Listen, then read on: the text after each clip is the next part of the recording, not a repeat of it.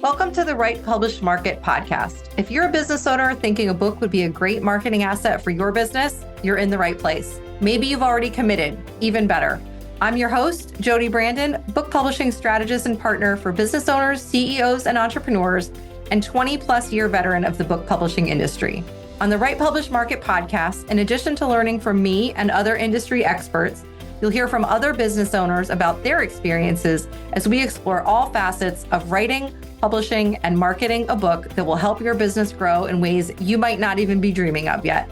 I'm so glad you're here. Let's dive in. Who's ready to talk copyright? I know book copyright is not the most exciting of topics.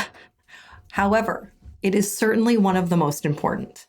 And especially as we're kicking off the new year here, let's make sure that we are registering our copyright with the U.S. Copyright Office. If your book is published already and you have not done so, please do so. Yes, I understand that copyright is automatic once your work is in a tangible, fixed form. So your book, once it's written, is copyright protected. However, when there are lawsuits, when there are copyright infringement issues, when any of these kinds of legal things come up, you have a much better chance of legal protection if your book is registered with the U.S. Copyright Office.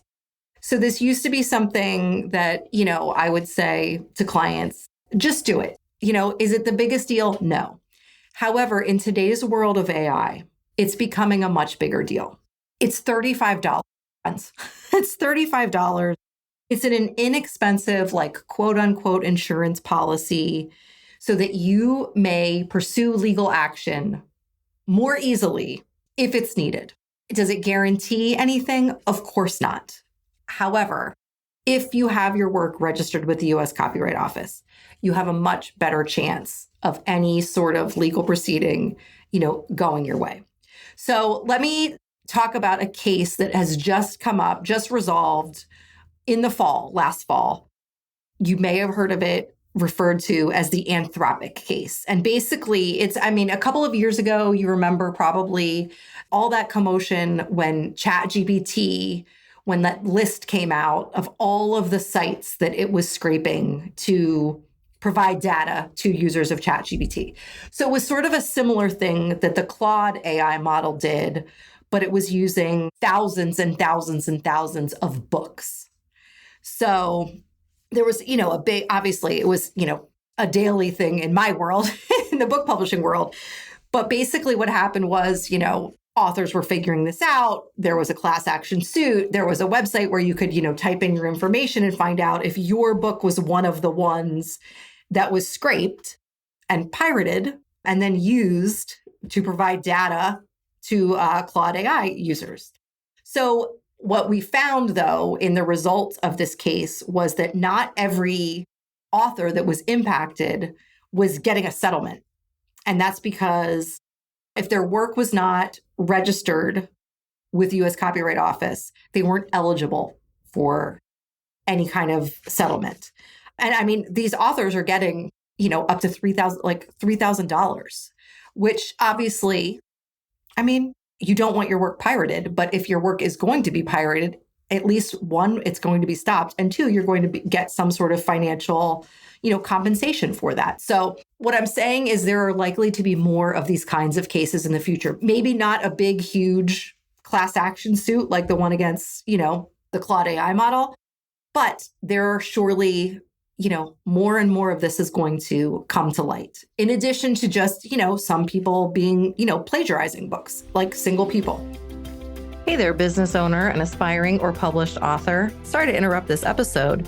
Just wanted to check in and see if you're subscribed to Coffee and Commas, my email newsletter, where I share behind the scenes, industry info, and much more about writing, publishing, and marketing a book for your business.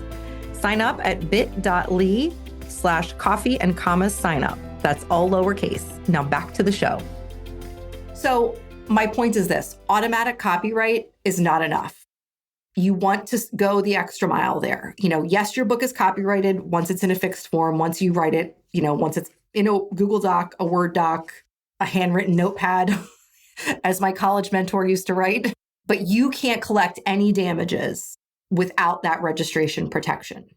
So, you'll get a certificate, a registration certificate from the U.S. Copyright Office, which is very easy then for you to prove ownership in any sort of legal proceeding, that you are the copyright owner of this work. Again, some of, the more basic pieces of the copyright law that, we all are sort of familiar with at this point, but, only human generated content can be copyright protected. I mean, that's, sort of a fundamental piece of it. So that's, sort of evidence for you if your book is copyright protected, versus some sort of AI model or someone using AI, to pirate your work, etc. So the protection that the copyright registration gives you is different from the protection of the creation of your work. And again, $35. We're not talking about, $5,000 where I can 100% see. And I would do the same thing as an author then, sort of hem and haw, is this going to be worth it? What are the chances of my work being pirated? Is it going to be worth it to even pursue a legal action, et cetera, et cetera, et cetera. For $35, I hope that you are thinking, Jody, this is a no-brainer. Thank you for bringing this to my attention. I have not done this, but I'm going to do so right now.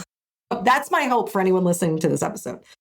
Now, what do you do if you find out your work has been pirated or used, in some way without your express permission?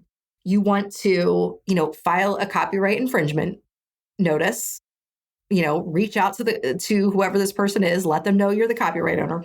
But there's also a thing called the DMCA takedown. The DMCA stands for Digital Millennium Copyright Act. And it basically says you want to do these together, copyright notice of copyright infringement with the DMCA takedown notice, because businesses are required to respond to a DMCA takedown notice. So you can send them a notice that says, basically hey, this can go to an individual, this can go to a business, a third-party seller like Amazon or Google or Apple Books, anything like that. And basically, you're just letting them know, hey, I'm the owner of this copyright. It's copyright protected. Please take it down. Please remove it. And then next legal steps will be taken after it's taken down or not taken down. However, you can send this and that's great. If you can have a lawyer send this, probably even better, right? As with, anything, if you have it's coming from an official legal capacity. Now, I should also just point out, here, I should have done this at the beginning of the episode and I did not, so apologies for that. But I am not a lawyer. This is not legal advice. This is just what I'm doing with my books. This is what I advise my clients to do with their books. You can take my advice or leave it, but you should keep in mind that without this protection, it's going to make any sort of legal anything difficult to do. And again, I do think the price point makes this a no-brainer. So as I said at the beginning, is this the sexiest topic when it comes to, your book? Absolutely not. However, if you've even started writing your book, let alone written it and have it out in the world, what a big undertaking it really is to put all those words together into a book that you can then use as a business asset in your own business. So let's make sure that we are protecting our IP. Let's make sure that we are protecting our copyright. Let's make sure that we are not making it easy for someone to pirate our work. So go ahead. I will link in the show notes, the U.S. Copyright Office, where you can go to do this. It does not take long, I promise. Quick, easy, painless, not expensive, and the peace of mind will be invaluable moving forward. So until next time, my friends. Thanks for listening to this episode of the Write, Publish, Market podcast. I know just how busy business owners and CEOs' schedules are, and I'm grateful you've taken some time out of yours to spend with me today. If you enjoyed this episode, take a quick screenshot and share it on social to let others know you're listening. Use the hashtag WritePublishMarket to spread the love.